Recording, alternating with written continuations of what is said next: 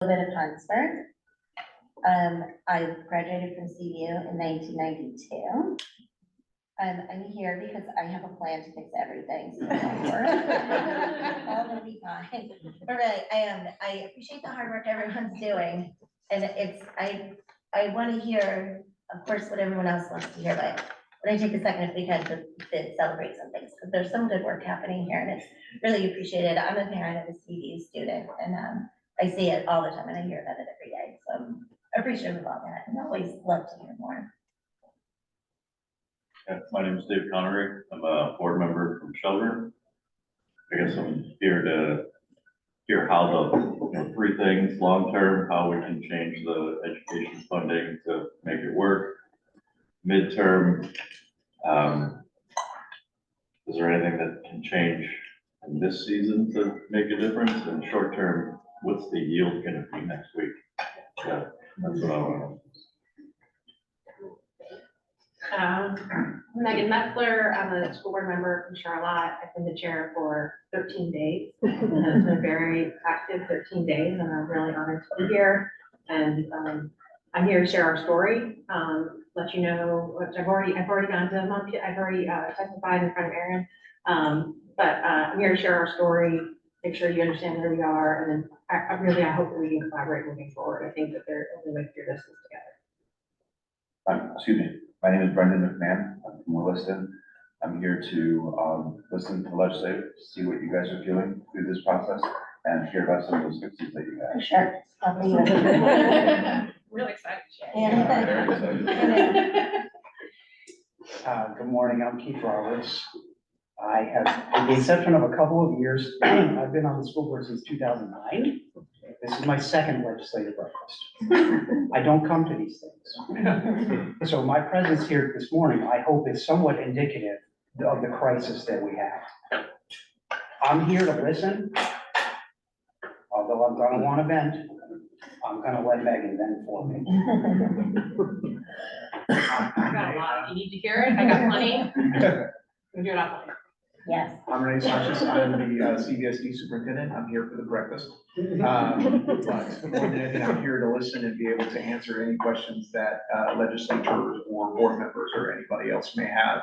Because it really is a kind of an inflection point in Vermont's, I guess, history of education. Education has been a part of Vermont since it when it began. And now we're at a point now, how do we continue it in a way that's successful, not only for our students, but also for the people who serve within our schools. So if there's any role that the people around this table can play, love to help them along that way. I'm Lindsay Culp. I am the CVSD school board rep from St. George. And I am also a mom to 2 kids in the district, and I'm a teacher. So I'm obviously not a teacher in this district. I'm not teaching currently, but I'm a middle school teacher. So my perspective is I am always wearing my school board hat, but I also am a teacher and am passionate about public education and teaching. So that's where I'm coming from. Good morning, my name is Asma Ali Abu Naib, the Diversity, Equity and Inclusion Director at CVSD.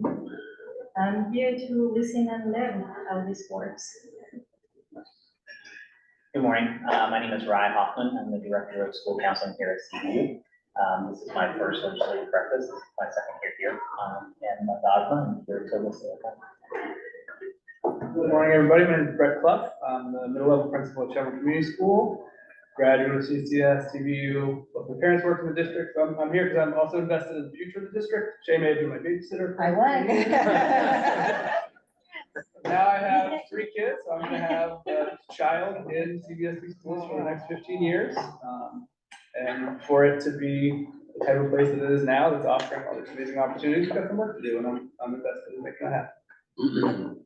I'm Jess Hoskins. I'm the Director of Special Services here at CVU. And I guess I'd like to share a little bit about the impact that I'm worried this is all going to have on some of our most vulnerable kids.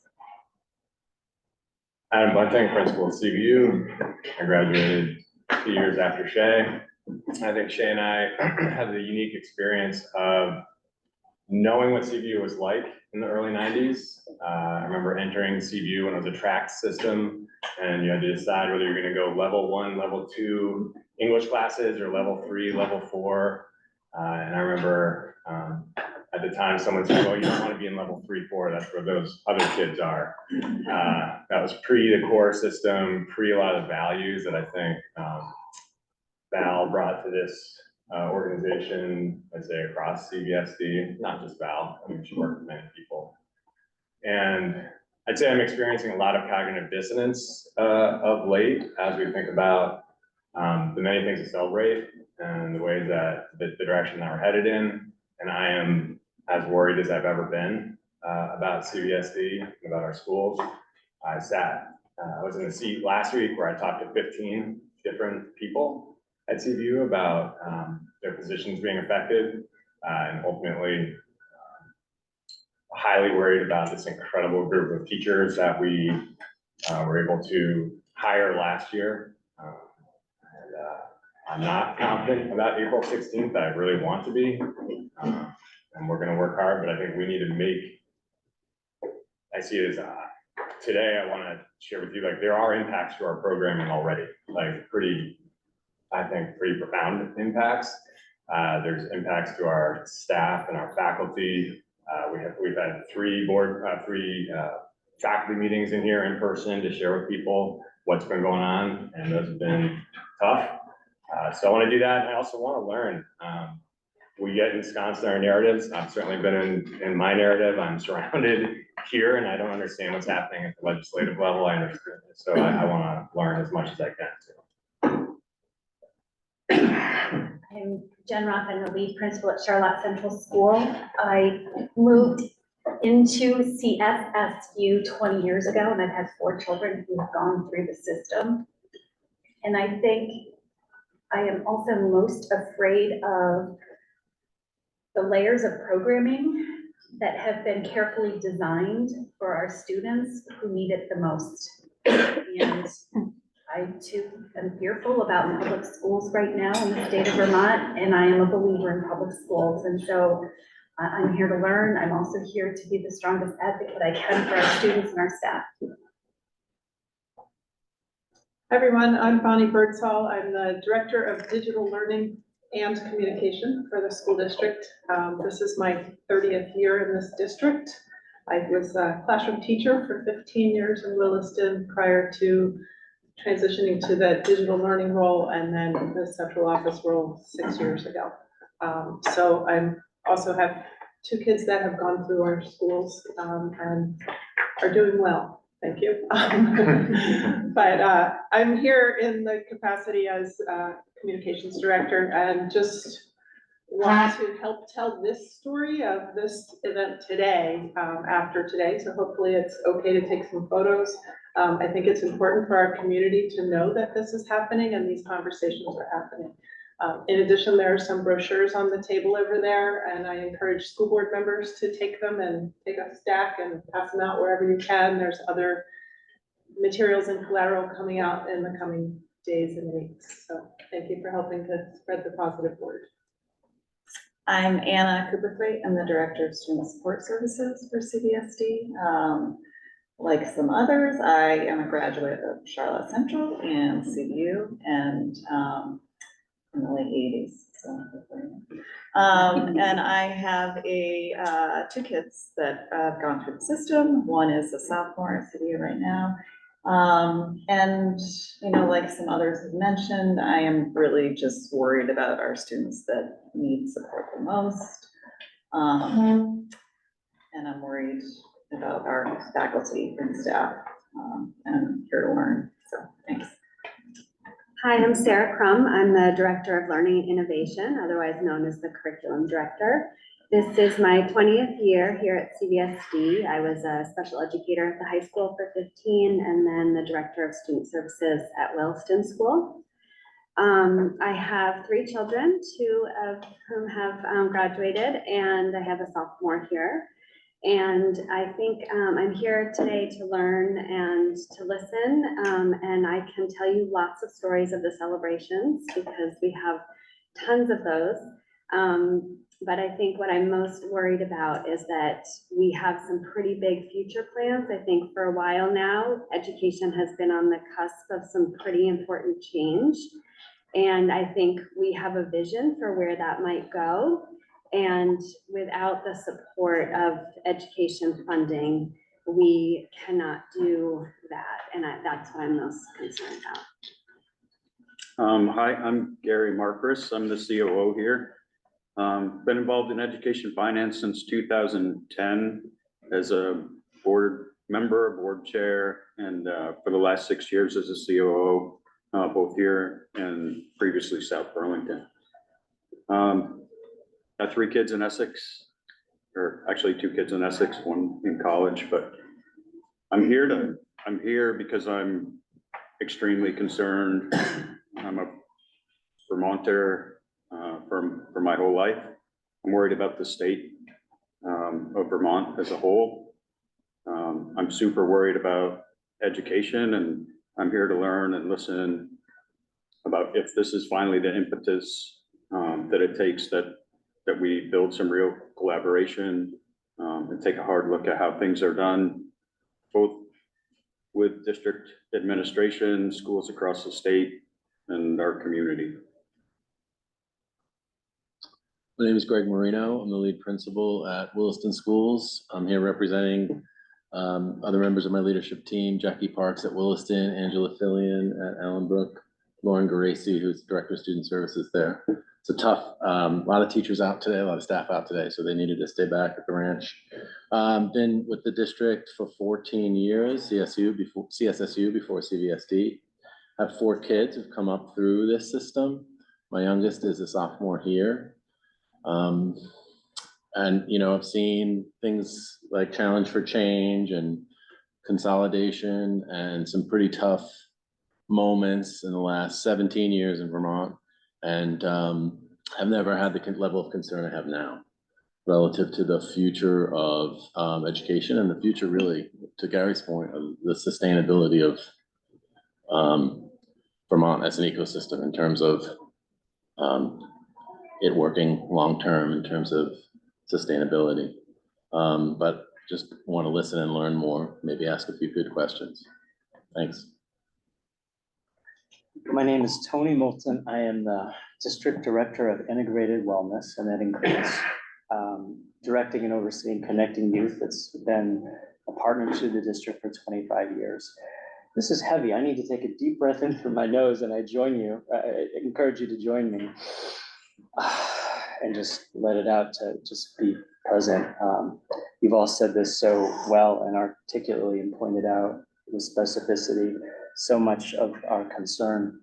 My role is primarily focused on prevention. We'll just make it that simple. I support staff in the schools that engage in evidence-based prevention efforts. I support the board with policy and procedure work where I can. And I just concur.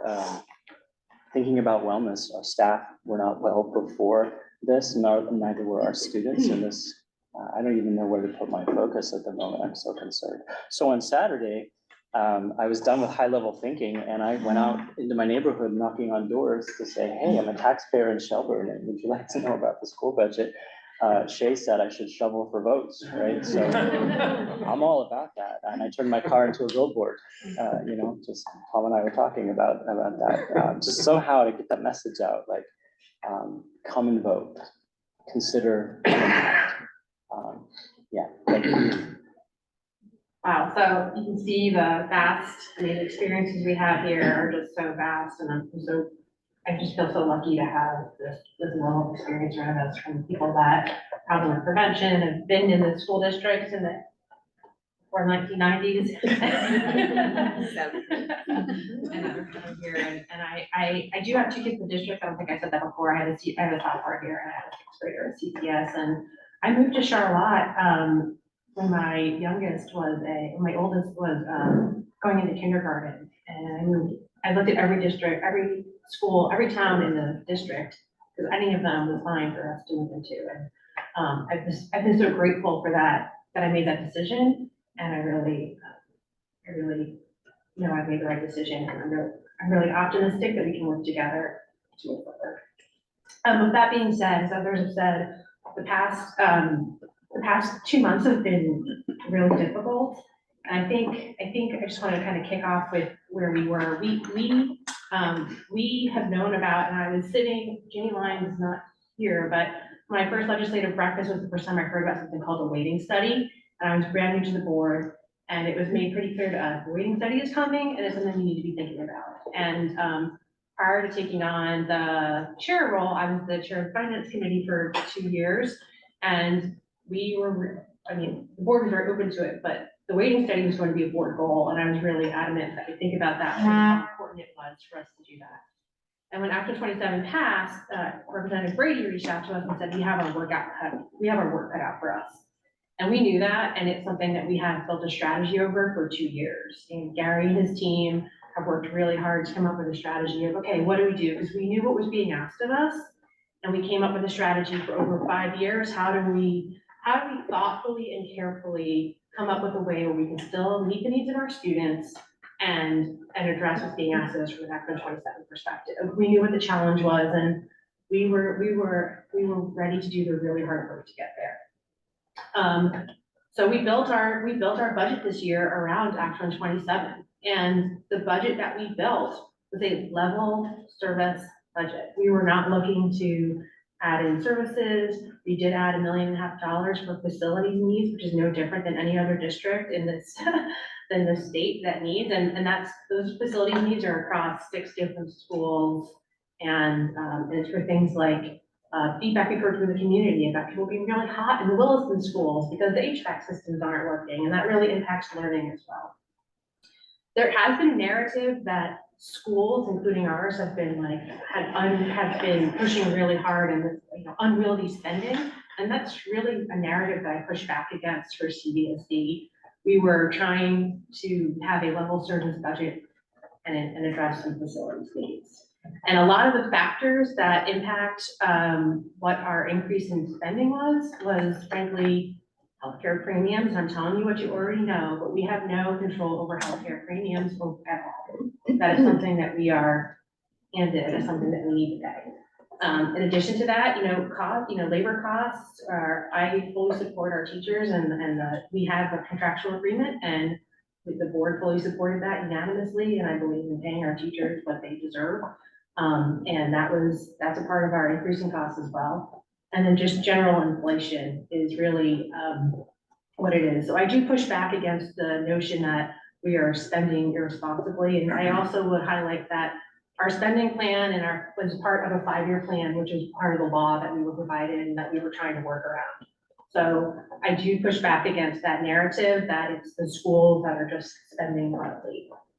When we found out about H850 in January, it was, I emailed all of you. It was a gut punch because we had worked so hard, and we had done 2 years of strategic planning in order to try and come up with a plan. And we were in year 1 of 5, but we didn't have the plan figured out, but we were in year 1 of 5. And when we learned about it, the impact to our community, it was absolutely a gut punch. And it was frankly, in my opinion, I think it was very unfair. I understand why we're here, but we were forced to make decisions. Really, we had to undo many years worth of strategic planning and thought process in a matter of weeks, and that's not the way that we make good decisions. I know that we've made the right decisions overall. We've had to do them really quickly and under duress. So I think that the decisions that we've made have been the right decisions overall. But H850 has really upended us, and 17 cents, and ultimately CVSD has the second highest impact of the district in the entire state. And the 17 cents is not anywhere near what a 5% cap on UCLA taxes are, et cetera, et cetera. So we had to we put a budget out to the community that said for a 10% increase in funding, your taxes are going to go up as high as 30%. And that's 100% reflective of the education finance system in the state of Vermont and the impact of Act 27. That is why that happened. It's not due to unreasonable spending or irresponsible spending on the school board. And frankly, the school board members and the administrators in this room are the ones that have been on the front lines trying to explain that to everyone, answer emails, and try and frankly really commiserate with it. That budget failed, and this is the first time we've had a failed budget at CVSD since we consolidated. Budget failures prior to that were very rare. Greg Marino was the principal at CCS, and I was the PTO co-president when one failed in Charlotte a few years ago, but we were able to rally around him to get the second one passed. We got a second one passed, so it was really supportive of the students and what we needed overall. But this is a situation that almost none of the board members that are sitting around this table have been in, and we certainly have not been in several years. As a result of that, we have had to put out a new budget. We warned a new budget 2 weeks ago, and we are asking for $5 million less of taxpayers as a result of that. And that is a very difficult position to be in, and it was not easy to come up with that, but we did have to do that quickly as well. We're applying $5 million of our fund balance, and we've cut $4 million of spending, which includes facilities needs, which will ultimately cost our taxpayers way more over time as those costs escalate. And most, what I worry the most about is it also includes 42 FTE of personnel cuts. Notifications have been sent out. People around, Adam was talking about this before. People around this table have had to go to really well-respected educators and people that we care very, very deeply about and tell them that their positions have been affected overall. And the community, this is out in the community now, and it has a very large impact on the community as well. And we've been getting a lot of feedback about that. Everything from you did not cut enough to can you please go back to your old budget? I've heard both. And unfortunately, we're not in a position to go back to our old budget at all. And I think that's where we are. And I think I was actually what I want to say is I'm doing this because I got a text message yesterday from a parent. I was trying to coordinate my daughter's social life in addition to all this work. And since I was doing that, I had to stump for the budget just like you and just say, thank you so much. I got that covered. By the way, can you please support my budget? Whatever you need, I got it. Can you please support the budget? And the text I got back was, you have our full support. I'm pretty sure no one wanted to vote the school budget down, but it's a message that Montpelier needed to hear. It's so sad and frustrating all around. So now that I have laid out where we are, if you have any questions about that, I can take you through that in detail. But I think what I'd like to hear from our legislators is, when we hear that, what should our response be about Montpelier wanting to hear it? Because that's a text message I got yesterday afternoon from a local parent. Yes. Oh. Can I just really quickly elaborate a little bit and talk about the human aspect of this? In any strong, healthy community, there has to be a level of trust in your government, a level of trust in your legislator. And what I'm hearing in the community where I'm living and how I'm personally feeling is that all that trust was broken with your guys' last minute changes to the game. And it's scary for me, for my friends, other families, living in a community where there's no trust in the legislature. And I'm not saying that to be threatening or mean, but I feel it's something that you guys really should hear. And I do say that with the highest level of respect. Yeah, I mean, one other thing, and sorry, Aaron. No, go for it. But, we have many people on this board that have many different experiences and what we do on our day jobs. And Keith is an attorney, and Keith pointed out to us that as we were trying to pivot to what we should do and what was changing, I think Keith's quote was, I only do what the law is. And so that law was passed February 22nd. We didn't have before town meeting day, we didn't really know what was gonna happen. So how could we pivot and then look like that guy? Second of all, we're all going on vacation for a week of this school break. That's the latest, but it's hard to get everyone together to pivot and make a decision at that time. There's so many things going on. The other part, Megan touched on it very quickly. Part of the 5 to 10, 5% cap and the difference to 10%.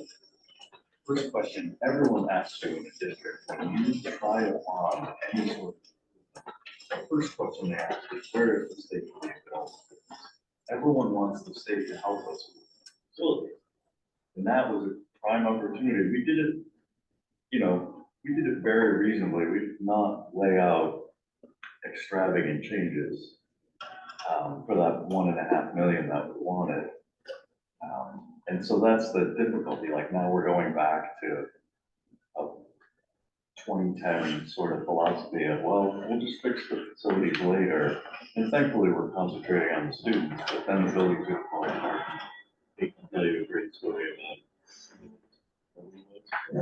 yeah, so we just don't want to be there. So Turn back to legislature. I'm looking at the clock too. I'm gonna start with what I emailed, all of my colleagues after the school budgets. I teach in Colchester, and then, we failed budgets many years in my first years.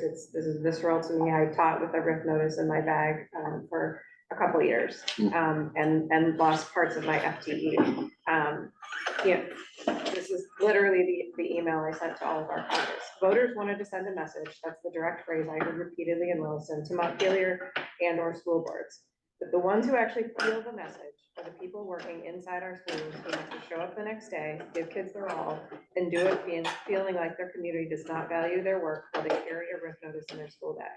I'm not saying every budget in the state should have passed, but one of the many complicating factors of our system of local control and voting on school budgets locally, and we are one of only 2 states that does this. It was shocking to me when I moved here 18 years ago, and I'm still somewhat surprised, is that it's a very high stakes process, and this year extremely damaging. And for a lot of towns, they've been in this many times, and they go through this repeatedly, and it has a horrific impact on the morale and culture in schools, and is a damage that lasts far beyond the budget year.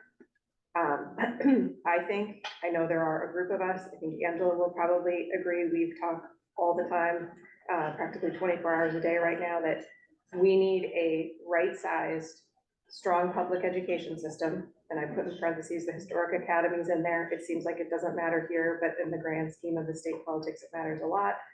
That serves all students makes a sustainable use of our precious public education dollars.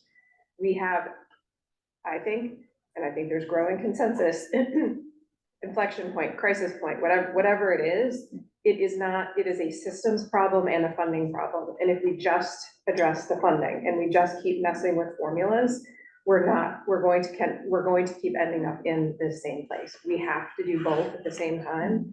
And Montpelier is not a monolith. And I will say, I've been brutally honest the last couple of weeks, so I'm probably going to say things I shouldn't even say today, and I'll be brutally honest, but I don't think the House and Senate are in the same place. A lot of Democrats are not in the same place. The legislature and the governor are not in the same place.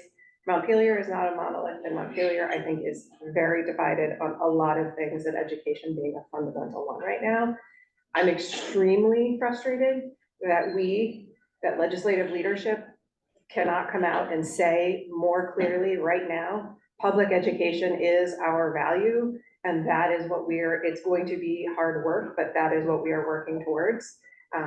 There are many needs, and we're having hard conversations about the unhoused, extreme social service needs in our society, and a variety of things, and education as the issue, and it's incredibly thorny because of our sort of lack of a system in Vermont, is getting drowned out. And I'm extremely frustrated. I'm hitting my head against a lot of walls right now. I think a lot of legislators are, but we in House education right now, I hope we're moving towards a long-term plan. At the very least, we're like a very public group therapy session right now, but we've been taking incredible testimony. Megan was great. Across the state, across the field, people are saying the hard things. They're talking about needing to close teeny tiny schools. We have some micro schools in this state that communities love for a lot of good reasons, but they're part of a system that is so unstable. We have a parallel system. We have a lot of public dollars going to private schools. We have dollars going out of state. We have dollars going out of the country. We have dollars going to religious schools that discriminate. We have a very messy system there. We have an AOE and a state agency that has some phenomenal people in it, but is horrifically under-resourced. and has been cut to the bone and does not have the capacity to do any statewide work.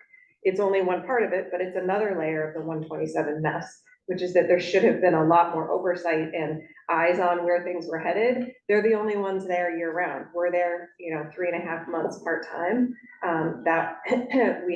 So we need capacity at a state level to do things collaboratively and coherently at a state level. We have a huge transfer of costs, and we know this now in the numbers. You all know this writing the budgets of mental and behavioral supports in school budgets. As a teacher, I don't think we're gonna undo that. I don't think we serve the whole kid. Education has fundamentally changed. It's gonna continue to change. I don't see that going backward, but I think we have to be honest, then either are those general fund dollars that need to come into the ed fund, or do we need to allocate new funding for it? But if, let's be realistic, right now, I think the number's about 50 to 55 million this year that's clearly identified overall. That's mental health dollars in school budgets. And then, as you mentioned, we have a huge facilities backlog. And I think we're poised to make some progress on it next year, but that might not be, it can't come soon enough, and it can't be big enough. So I shared this with a lot of legislators last night. I don't think we have a solution right now. I think we have, in terms of like the time frame, we have this year and maybe next year to sort of buy time and find ways to add revenue to the education fund. But that is quite frankly competing with some other really big neat things that other leaders in Montpelier want to use money on in the next couple of years. And they're all good things. So these are terrible fights. they're all, things where people have a lot of needs. But I think that we have to buy time, and we have to be committed. The state, the legislature, the governor, and the citizens of Vermont to system transformation. It's going to be some hard decisions. We have too many buildings. We have some really small class sizes. We have some challenges across the state. We don't have a statewide system. We have a statewide fund. And that sort of blew up this year, right? Like if everybody is making, Rebecca Holcomb, who it's amazing to have in the legislature now with her experience, always talks about it's the tragedy of the commons sort of playing out now. And if we have a statewide fund, but everybody's making the decisions on their own, then here we are. And so I'm going to continue to hold that, and until I am convinced otherwise, we have to do both. We have to be committed to, and I think there's a growing consensus that the funding has gotten complicated beyond what is useful. We have to do funding and system reform together, and we have to stop trying to get education policy out of tax policy in Vermont, because that's really how it has built up over time. And I think I hope we have to do that, and in doing that, we have to commit to public education. And I put the academies in there as part of that, but then we have to draw some lines, and we have to double down on public education in our state. One thing you just said was by time, and right now I would like to know what that means, because H 850 was supposed to be, and the thing that was said publicly was that H 850 was supposed to be the first step in order to address these things, and that was, I think, an impetus as to why. I'm assuming many of you voted for it. I know it was a voice vote, so I'm. But if we're buying the time. So happy to have pneumonia. The people that you're buying that time for are the administrators and the students in this building that just got RIF notices, and the boards that are, listen, I will do whatever I need to as a volunteer. My kids are sitting in those buildings, but I'm sitting, I'm not a volunteer, I'm an elected official. I'm sitting here as an elected official. I'm sitting here as an elected official as well. But the people that you're buying that time for are the 40% of students sitting in Vermont right now, weighted students with failed budgets. And I don't know what buying that time means. So if you have any suggestions as to what it could be short term, and frankly, to help us as we try and communicate with our community, because they come to us and they say, I reach out to my legislators as well, and I have to tell them to reach out to you too, but I don't know what buying time means or what the next steps are. So, I don't know. I know you're in Senate Finance. I don't know if you have a perspective on that too, or what does that mean? Sure. So I would agree with everything I heard Aaron Brady say, and I won't go restate any of those items, but I want to also offer a direct apology. I was absolutely against removing the 5% cap when the legislative session started.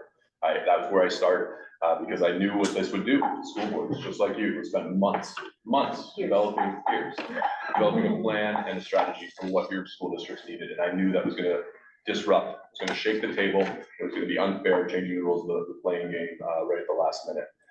I came around, because I saw that it was going to happen, it was moving forward, as Representative Brady would concur. But secondly, I was also persuaded that it wasn't just one school district or the school districts that were disadvantaged that were spending up, it was the entire state. And to the spending, I have raised concerns about spending in school districts, but I'm not speaking about CVU. I'm not speaking about the school districts that saw these budget constraining. I'm speaking about the school districts that are now advantaged by this formula. The way this formula played out, we did not go with categorical aid. We went with this taxing capacity, so that the Winuses and that the Burlingtons and the other. 1% increase in spending, 20% increase in spending We have no visibility as to what that spending is on. Is that achieving equitable access to educational opportunity for our kids when we don't have some central vantage point looking at what all of our school districts are offering our kids? That's my fundamental concern with Act 127 and why I mentioned spending, is that we need that visibility so that we do have some assurances that kids are getting equal access to language arts, to sports programs, as well as to the mathematical offerings that we need in this day and age. So for what it's worth, when I raise the spending concerns, it's that I'm talking about, we don't know what's being spent across the board to the communities that are now benefited. As for short-term relief, what I'm hearing, and this is the end of crossover rate week, and I look to my colleagues in the House to see if they would offer any clarity. There are some additional tax revenues. I'm being called Tommy Tax because I support raising revenues from economic activity that should in fact fund certain activities with the right incentives. I'm hearing the yield bill, which is not out yet, and it's going to be coming out in a couple of weeks, partly because we don't know what the budgets are looking like, will include, and I support these, a cloud tax, which should raise 20 million. We're really to target the benefit to lower what you're seeing in your communities. I'd say about $110 million needed to be raised, maybe a little bit more, maybe a little bit less, depending on where the budget's land. But the cloud tax is about 20 million. That's easy. Short-term STR, short-term rental taxes, ST, that should a 10% be on there. I think I heard 10 to 20 million. I fully support that. I also want to better disambiguate non-homesteads in our tax formula. So right now, there's homesteads, people that live here pay taxes here, and then there's non-homesteads, which are rental properties, ski resorts, the U-Mall, the university, so everything else. We need to have our tax code be able to identify unoccupied second homes, which is a great deal of those in the state, and tax them at a higher rate to drive the right behavior. We want more people living in our roofs in this state, raising kids, because our declining student population. I'm concerned that that's not going to give this year's relief, but I think on the longer term, that will offer much more benefits going forward. I have not heard more, and I'm definitely looking to catch up with my House colleagues on the sugary sweetened beverage tax to raise $30 million. I fully support that. I feel like when you buy a Coke, we should pay an extra 25 cents, and I want that to fund universal meals. To count Representative Brady's point, I definitely see opportunities to take costs out of the ed fund and put them into the general fund from revenue sources like sugary sweet beverage tax, like income taxes and corporate taxes, things that are more progressive across the board to pay for the mental health services and the social services offered in our school.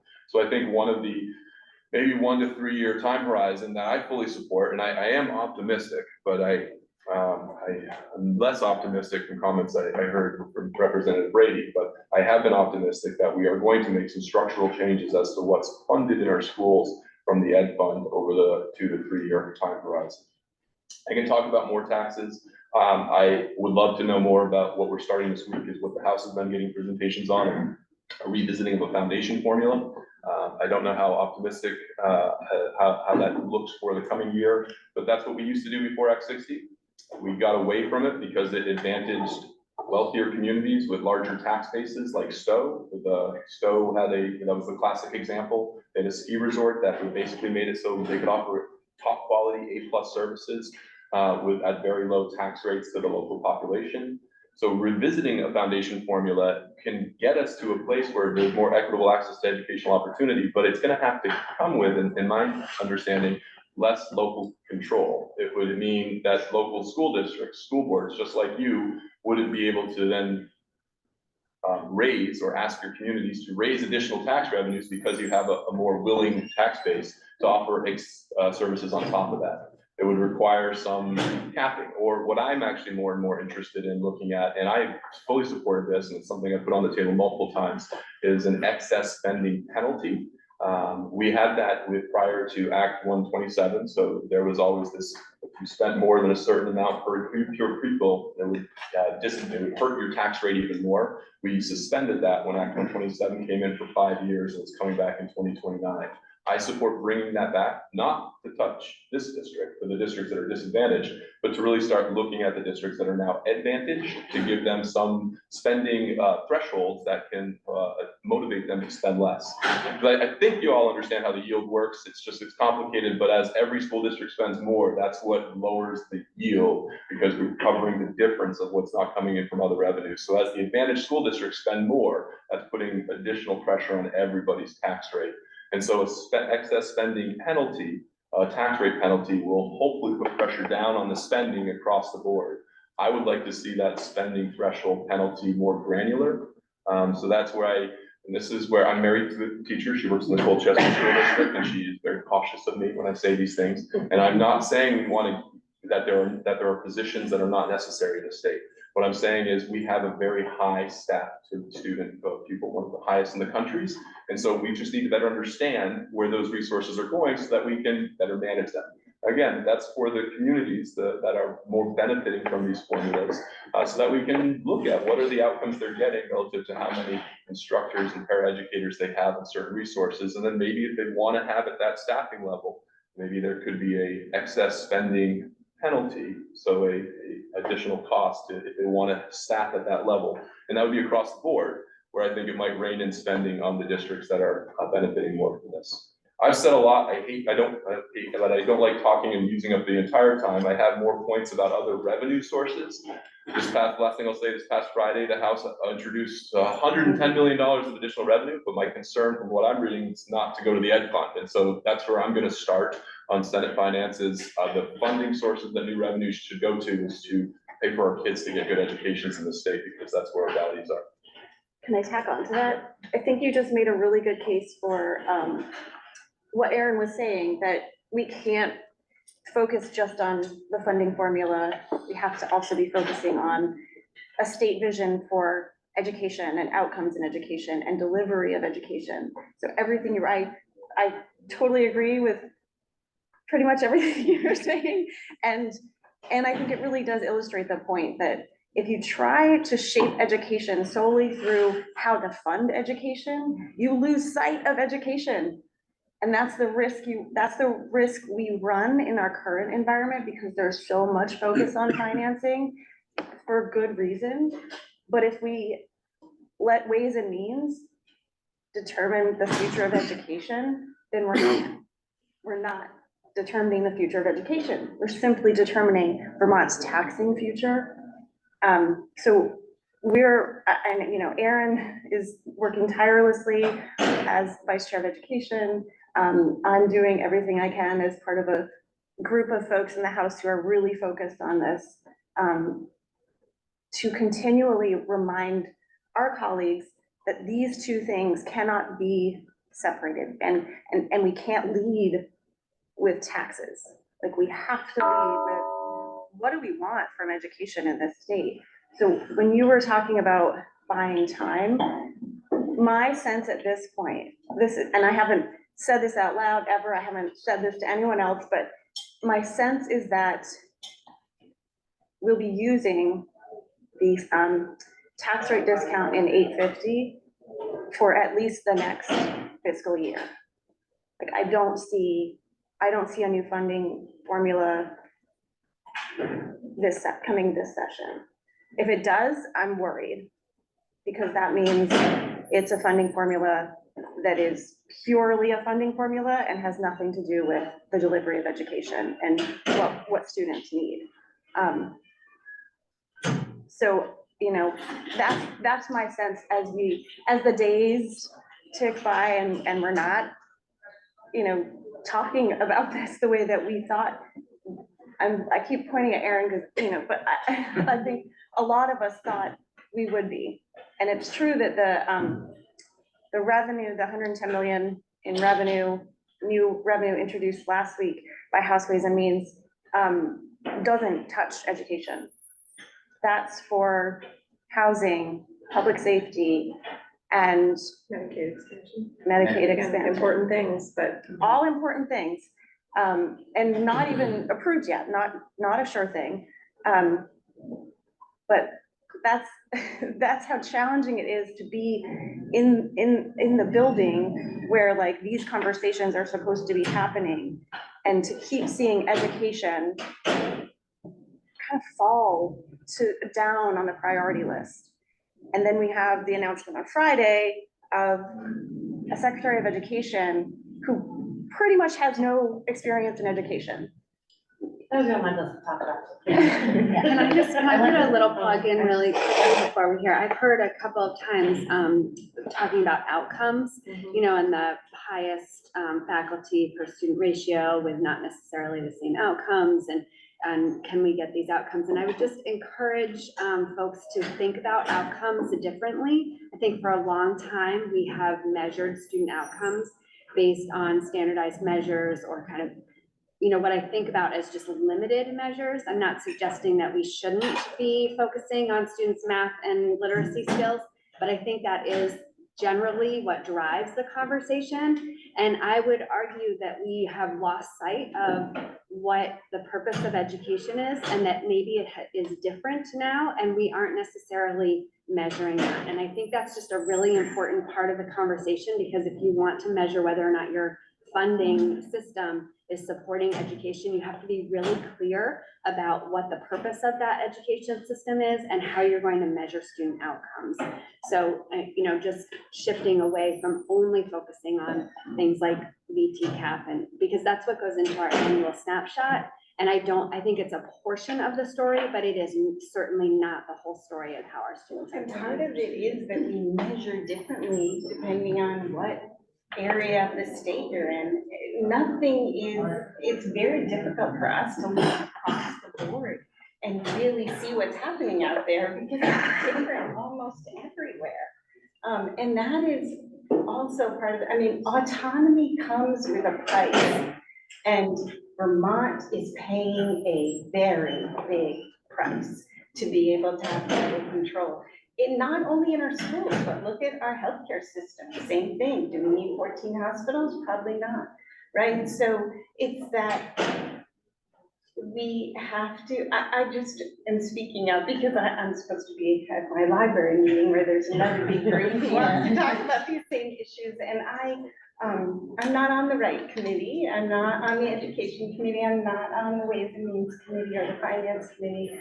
I'm on the Human Services Committee. I'm the vice chair of the Human Services Committee, which means that we're looking at families. We are looking at the homeless population, that right now over 60% of our homeless in Vermont are working. There are 600 children, mostly in Chittenden County, that are in motels.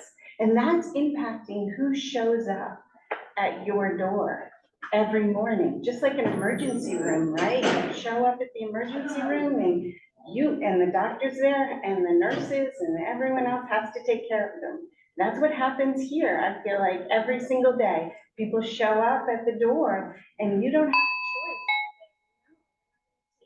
You know, we have enough. We can't take anymore, right? We have to do it. And I think that it's difficult to remember that there are 14 committees in just the House. It's not in the Senate. And every one of us is focused on that area, transportation and judiciary and, you know, all issues that are impacting our families in the state. And so some of you have said you're nervous about what does the future look like in Vermont. I'm one of those folks. I'm worried that 660,000 people doesn't work. We can't do everything we're doing and still have it be the quality that we all want. And one of the things that I thought it was government accountability. So I went after government accountability and I co-chaired a committee all summer and fall. Because again, we're only there 18 weeks. We're there 18 weeks. Where is our governor on all of this? Why isn't there a blue ribbon commission on education? Why aren't we pulling the greatest minds in the state and outside of the state to help us look at whether or not we're doing it right. What else could we be doing? How do we move forward quickly? There's so many good questions out there, but I feel as if we're not getting the attention of our governor. And I don't want to lay it all at his feet, just like you all don't want to lay it all at our feet.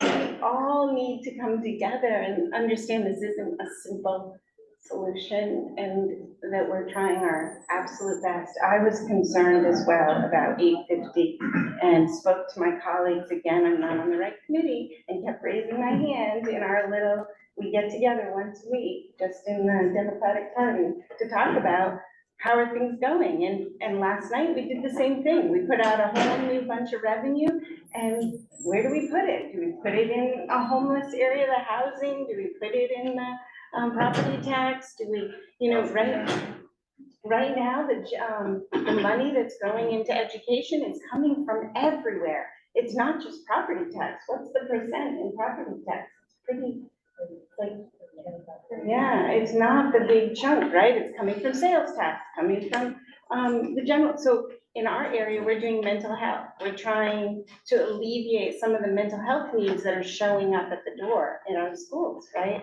By doing all kinds of programs around substance use. And there's a lot in Vermont. And to me, the most important thing is if we had more housing, we could bring more people in to fill our jobs. So I don't know if I said this, but the homeless folks almost all of them are working, but that's not what you hear out there. They're all working, sometimes 3 jobs between the two folks. And those are the people who are in our committee room.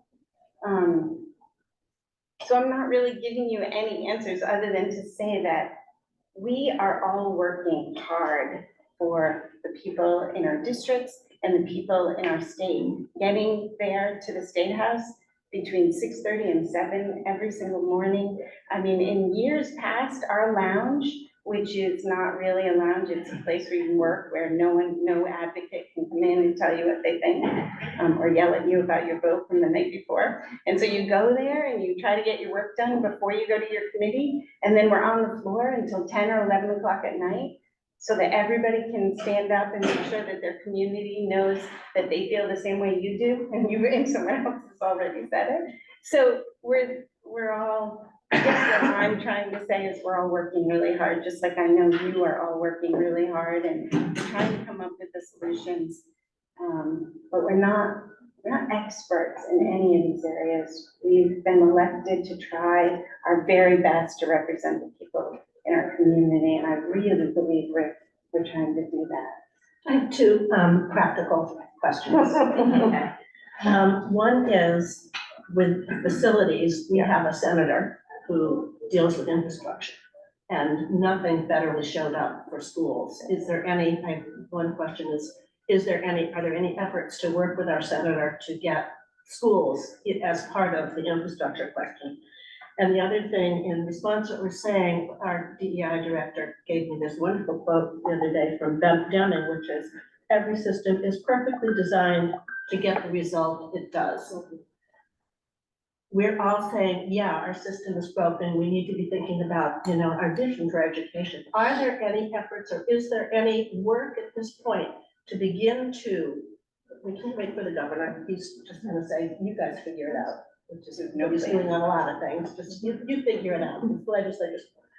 Are there any efforts to start to phrase that question that's looking at the vision of education and our funding system? We're still, a lot of us here, we're educated during this sort of agro-industrial age, and we're now even beyond information, we're in AI.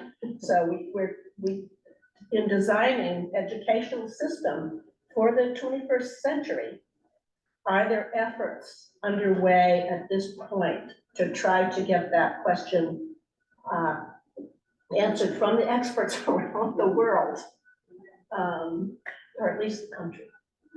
I think on the second question, I am completely just spitballing here. I think that, in conversations with the now chair, your successor, Peter Conlon, even yesterday, like, I think that there's some growing consensus that sort of the best we can do this year, because we have, I will, I will be dragged kicking and screaming out of that building if we don't do something on education this year. Education added a stupid purpose section to 850 just to say, if we're gonna do this bullet train, we're also committing to the long-term work. 4 small ed bills are gonna be on the floor this week, and we're gonna repeat the intent section of 850 every time. It's all just floor drama, but, but I think where we are maybe headed is that we have stand up some sort of study committee, and we do too many study committees that a lot of them are great, a lot of them end up in nothing. So somehow it's a little bit different or more magical than the normal study committees we create, but that there's some sort of group, something in place by the end of this session that is the mechanism to start working on all the systems and the funding stuff down the line. And I think a little bit, I've heard more conversation lately about a little bit like the Vermont State Colleges sort of,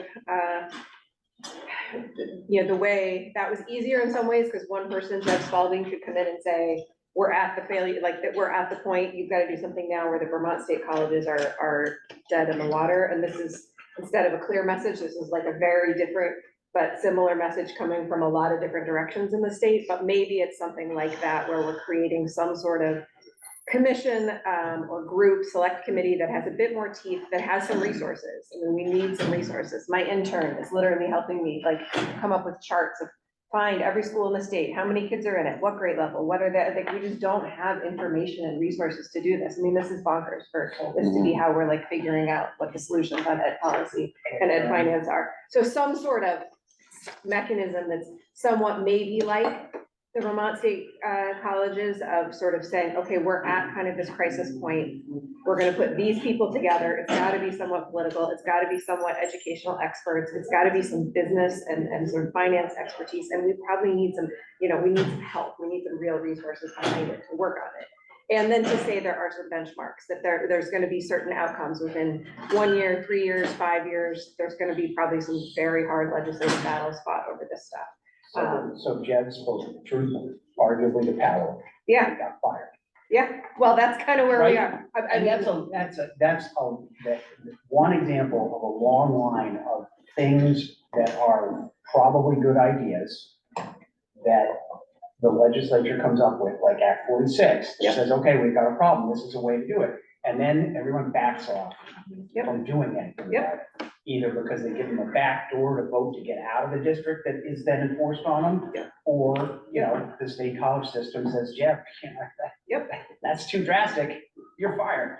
So how do you stop that? And when you come up with a good idea, have the power to implement it. One, I think some of the power, I think you and I, is in Chittenden County, is that, some of this is, and I do not want to get stuck in a rural urban divide, but we have more and more policies that are sort of putting more and more burden on the economic engine of our state and on systems that operate at scale. And so I think we probably have to get a little bit more strategic about, who's really lining up where. And I don't want us to end up in a rural urban divide, but there's a real rural urban divide on some stuff in Montpelier.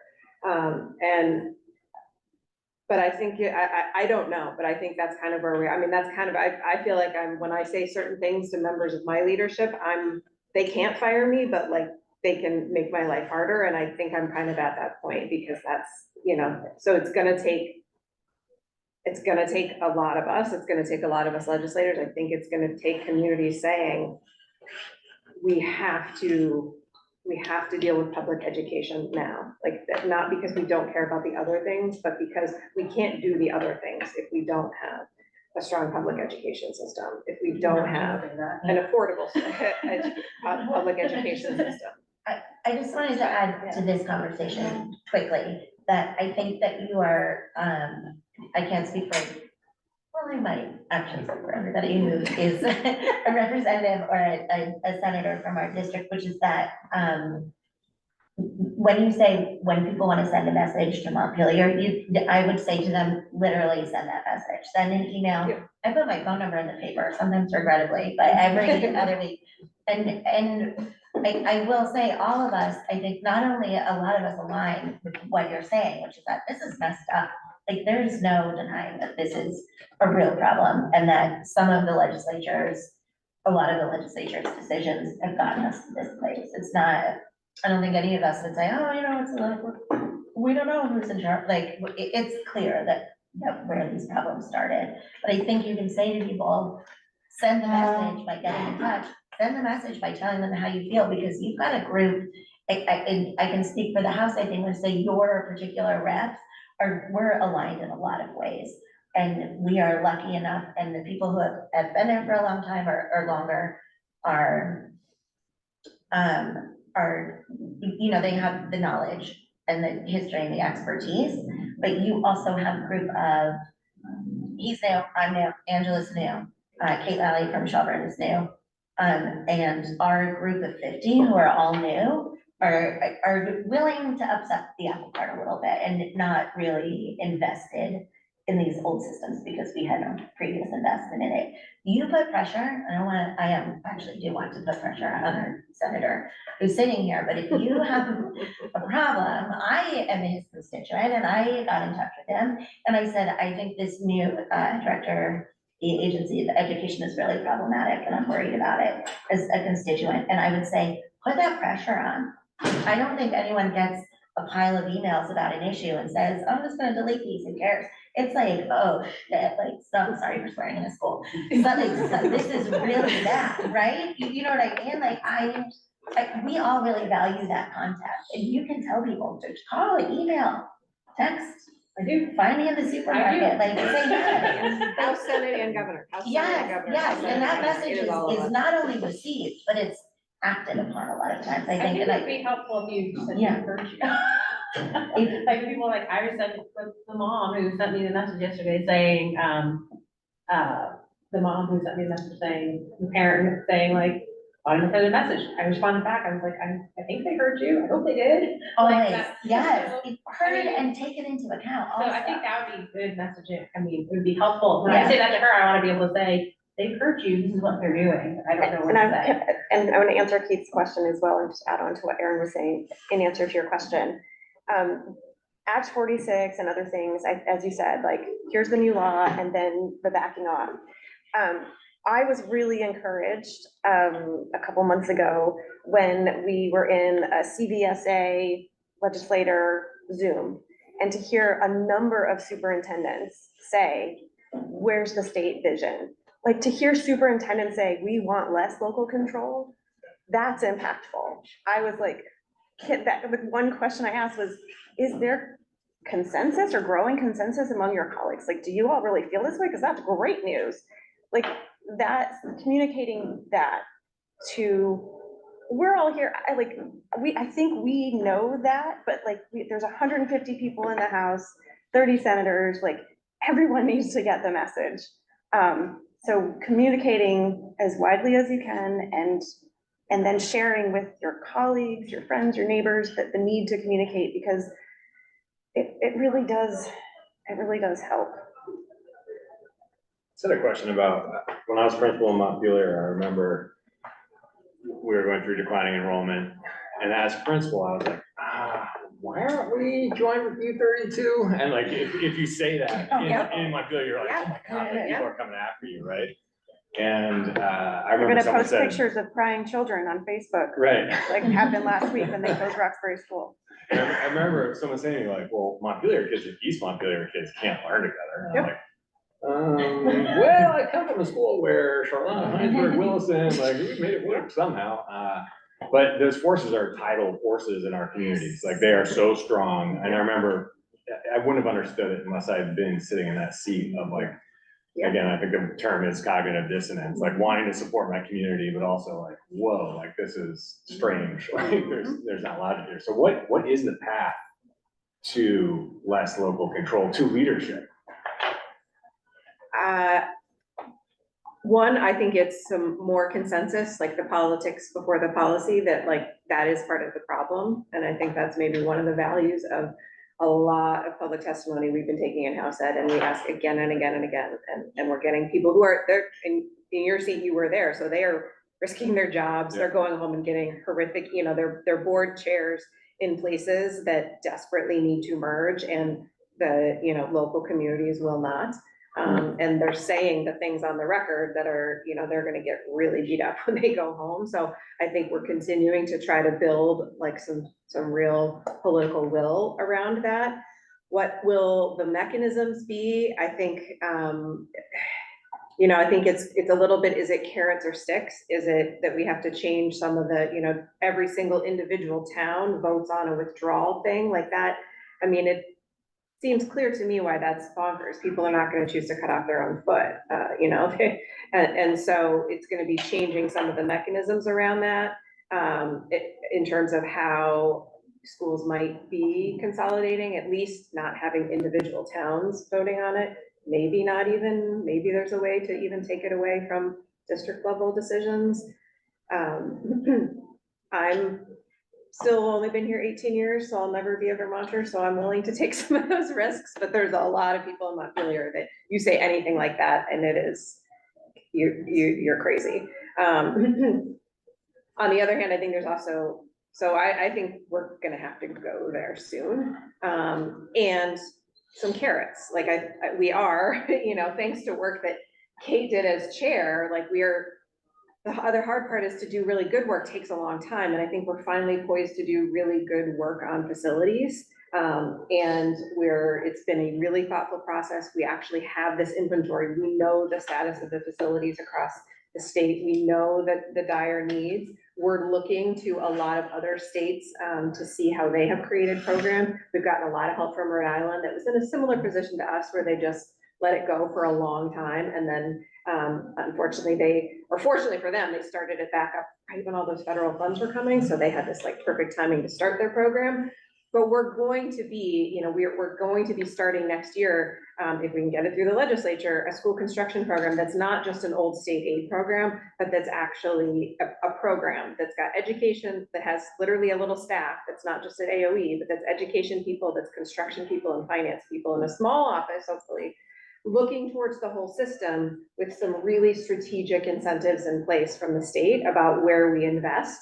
And, you know, newer and fewer is sort of the top of that list right now. None of this has become law yet, but really strategic incentives about how do you give communities something also to look forward to. Maybe in that case, it's probably just folding one building into another, but in, you know, Cabot, Danville, an area like that, where they have these really small high schools graduating really small classes, that there are some real educational reasons that that's not necessarily best for kids. There are educational opportunities they're missing on. Also, their facilities are in terrible shape, and none of those are sort of the solution. Could we be incentivizing? Could we be offering more state aid or tax capacity or bonding capacity from the state for a regional school there in that case? You know, could you build a few more kind of CVU-esque ecosystems in a few key places in our state? But the other challenge here is that requires investment. Like, it's spending to get somewhere.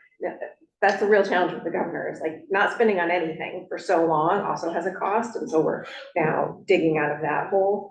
But I think there's going to be a little bit of both carrot and stick. Like, what can we give communities to look for, and how can we do that, really use that money really strategically? And then how can we change some of the mechanisms around some of the hard decisions? Because school board chairs, superintendents, principals in many of those places have come in and said, we need to close, and you need to do it to us. Patrick Green's given phenomenal testimony again and again. So if I can go back to what you had said earlier, Erin, about kind of doing the education system and the funding system at the same time. I think that's what it comes back to, that we tie into what Kate and Angela said about trying to figure out the system, trying to have the North Star about what is it that we're trying to accomplish within Vermont's schools. Because until then, if we continue to have local control, or if we have local control the way that we have it right now, everybody has an idea of what the schools are supposed to produce. And a lot of times that neglects our historically marginalized students. And these are the students who could generate a lot of economy for our state if we create them or provide them what they need. One of the things that found out is that Vermont is actually very low in the country of high school graduation. That was exactly what I was gonna go to. That is an outcome that really worries. We're around 83%. The nation is 87%, and right now, the state only requires 20 credits and no high stakes testing. So not a lot of our students are getting from 9th to graduation. Granted, those who do graduate are, they're college ready, because many of them go to college at a higher rate. But the thing is, what is it that we're trying to accomplish within the state? Do we want students to graduate and then stay here? Do we want students to graduate, stay here, open businesses? Or is that even an outcome that we want? Do we just want students to be happy? And if we do that, then how are we measuring that? But I think as soon as we have kind of what that North Star is, then we can start requiring districts to align their budgets to those things, so that we have less kind of spending all over the place because we think we know what's important. Whereas if we have the North Star, our budget better be aligned to what that is. And we should monitor how we spend it statewide. Yes. Given, sorry. Sorry, and so for me, this is not in my wheelhouse, education, completely different experience and work and whatnot in school. But I think there's a piece here, and it's gonna be very difficult to get a North Star out of 150, representatives, or senators. And what you get out of the House and the Senate is financing options. You gotta do something, so they're able to do something. And so, that's the nut to crack, I think, is to find some leadership, and hopefully the administration, which it doesn't look like it's going in the right direction, that's the piece we need to work in tandem, and unfortunately, it's not. So, in our discussion, and as I think of these things, I see that as a real difficult piece in this. I think the vision is there, but the system is today really not there. And I feel like we're also just ignoring the 42 positions that we just lost. If this budget goes down April 16th, I don't know how I'm gonna sit in the seat that I'm in and further make reductions across our school. I mean, it's so frustrating to me when we have an economy of scale here, and we are gonna be gutting our schools if this budget goes down on April 16th. And I'm not super confident it's gonna pass. And I don't know, I just emotionally, I'm struggling with that right now. It's really hard. I'm cognizant of time, so keep, and then Gary's got a So question. here's and then we're my plea to our representatives in our Senate. In response to Meg's question in a way, say, we heard you. And my plea is, not only did we hear you, but we're gonna put more money in the education fund so that you don't have to pay as much in property tax. Because what I worry about is with the budgetary pressure and the property tax pressure, these budgets are gonna keep going down in this district and districts like ours. Unless and until taxpayers hear that message, that they're not gonna get walloped as much as the numbers show right now. And it's the point I've made already, but the only thing that does is make us dismantle the systems we have developed, and you're trying to incent others. And that's my second point. I'm glad that there is, I'm encouraged to hear that there's beginnings of plans to change the system long-term. And I totally hear you and agree that you can't change it overnight. So definitely not this year, probably not next year. But what I worry about in the interim is we have built a really high-quality school district here. The longer this system continues, the worse and worse and worse it's gonna get, because we have to decimate it. Everyone else's district is coming up because of Act 127. So if the goal was to raise everybody up, that's not happening.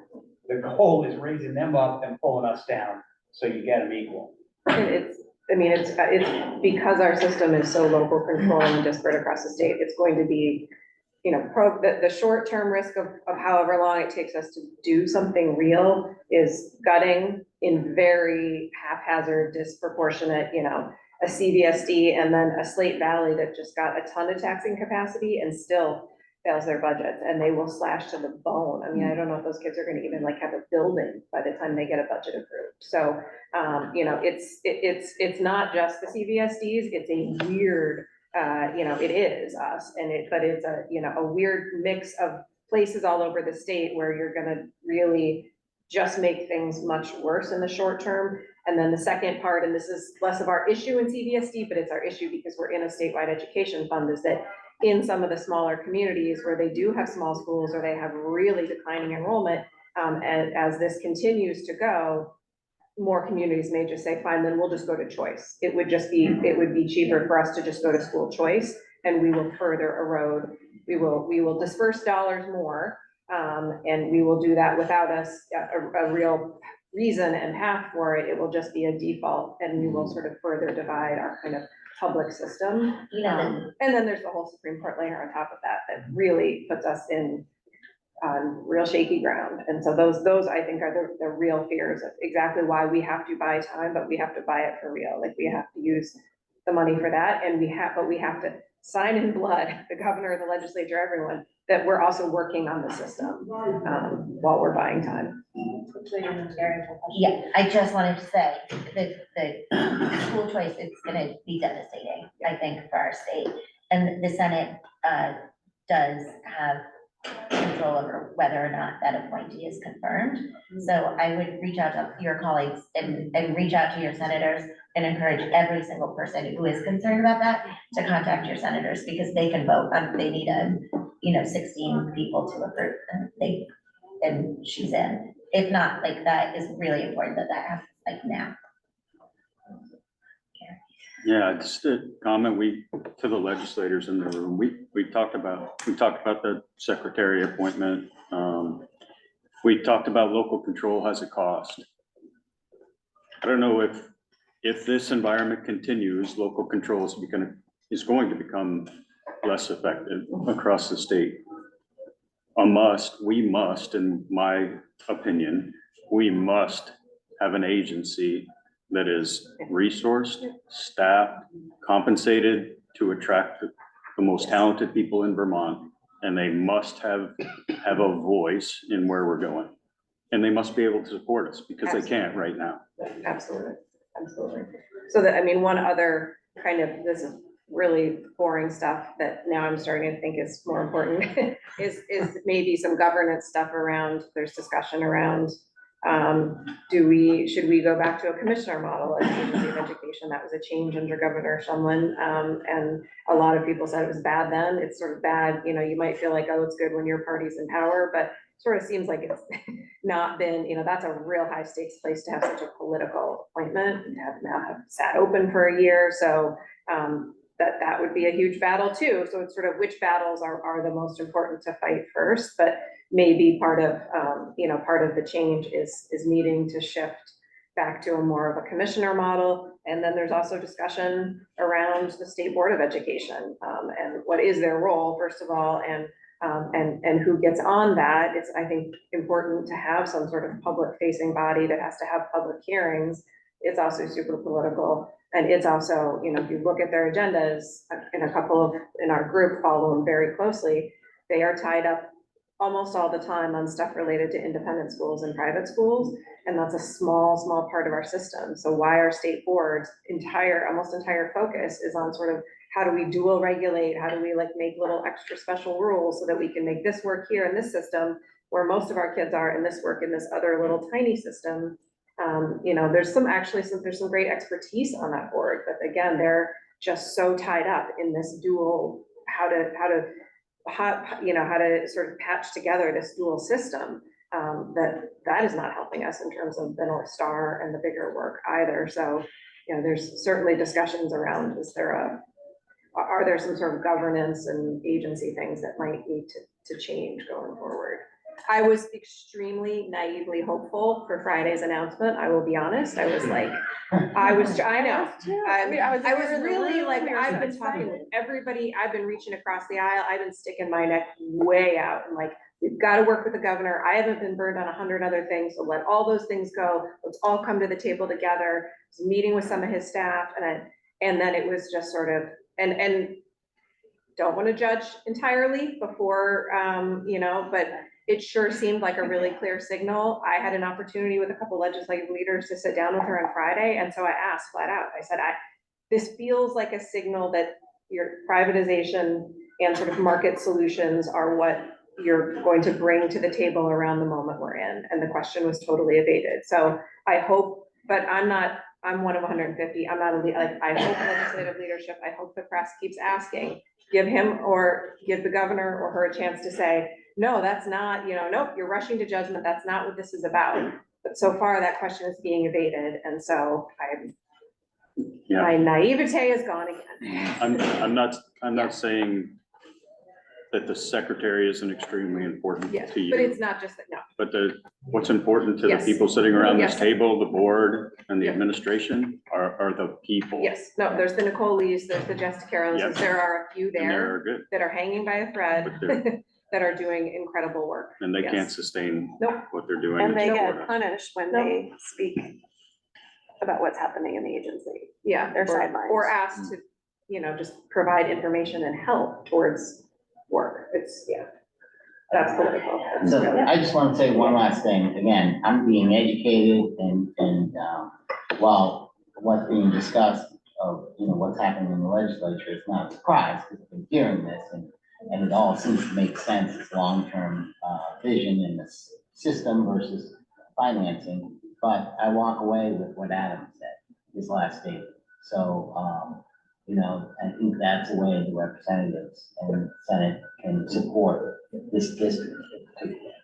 Just to communicate that, these are difficult cuts and, we've got to move forward at this point to keep the district whole. It occurs to me that we could help as legislators with front porch forum posts and other things saying, sorry, like it's not, don't put this, like we own the legislative decisions that put us in this position and say, message received, please support this budget. The next step is ugly, like this is ugly already and sad for our kids. And what happens next if the budget fails is even worse. And we can't keep doing this to our kids and to our employees. Phil, that would totally help you.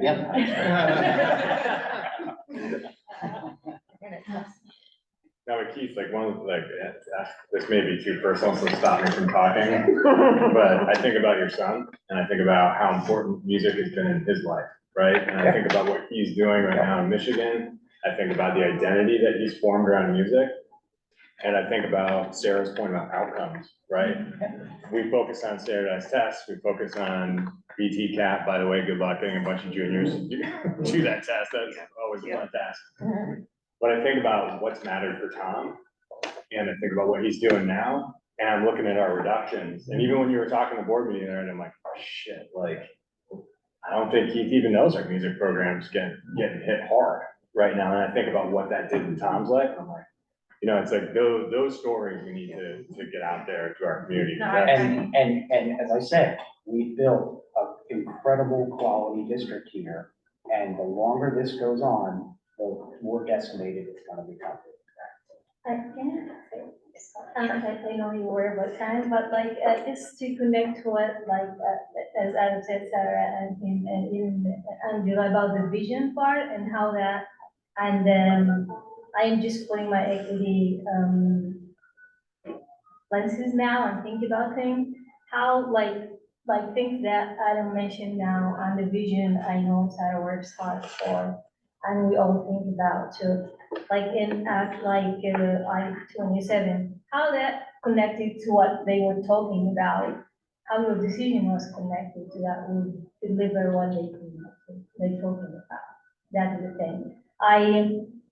I should acknowledge that, but ignorant about the democratic process that's happening now. I grew up in a dictatorship and I came here as an adult, so I don't understand And then I learned a lot. Thank you so much about what you shared with us, like working all these 3 months and a half to run an estate. It was all this is really challenging. But how you make sure and who's in the government actually had that task, like how we make sure that the kid who, for example, for Act I-27, how we make sure that when we move to get the support they need, they are going towards a specific vision that you have for equity in those schools. Because equity itself, it has factors, like, I don't see creating and borrow two systems for protected category students to the general education is equity, in my opinion. So are you funding schools to have a general education system that is equitable to and inclusive to include all these kids? Or are you funding a system that will create a borrow system for these students to, so that's what I was struggling with, like how do you ended up with all the decisions without having that vision and what needs to be delivered actually? I'll just offer a tiny footnote, especially on the Winooski. We did a tour, the House Education Committee did a tour of their facilities last year because they did a huge renovation. And I think another important thing for all of us to keep in mind, and I think Winooski is an example of kind of 127 is working, like they're using the taxing capacity, they're spending it on kids, and they have really strong programming and vision and plans around that. But, it's also a testament to our state that one of the nicest high schools or the nicest schools, the most updated school in our state is, the highest poverty, minority school. I think that's there are some like values there in our system that I think are important in our working. It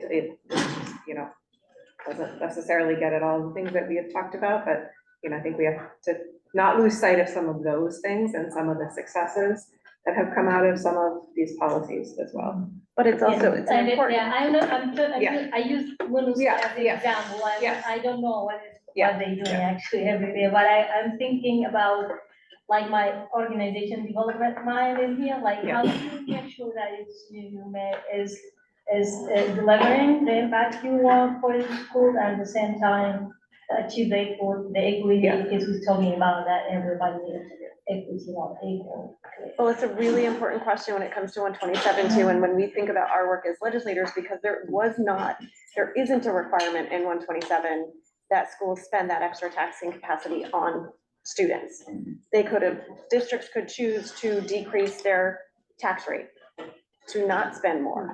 So it's a very relevant question and one that we need to keep in mind always. How are we protecting the students who are most vulnerable? How are we and building into legislation those protections and that intention? You can't say this is the equitable school funding law and then say like ish. But kind of again, it's that local control thing. Well, we're so scared of touching local control. So it's a good reminder for all of us to like touch local control when it means helping kids. Okay, we're losing people. What do you mean? Not literally, not figuratively. We can talk all day. I think stay here all week. This is our day off. Not mine. So I think, first of all, I'd like to thank every single person for coming. I'd like to thank our legislators for coming and listening to us. I think my parting request of you is you're going to have to make really hard decisions in the coming weeks, months, and years. And I'm going to make it a priority for myself, and I'm going to ask the rest of our board members, and I'm going to ask you as well, as you're making those decisions, please understand the impact they have on us and understand the impact they have on your representative, on the people that you represent, because, I understand why we landed where we were, but we will provide you whatever information that's available to you to tell you what those effects are overall. And a lot of that local control, that's what's on the table. I need you to know what that means, and we'll do whatever we have to make sure you know what that means, so you can make the best decision you can. Thank you so much for having us. It's so important to hear what people who are really living it every day have to say. That conversation longer than a hockey intermission for 2 minutes. Sure, I know. Yakking on the sidelines is fun, but not always enough. Thank you so much.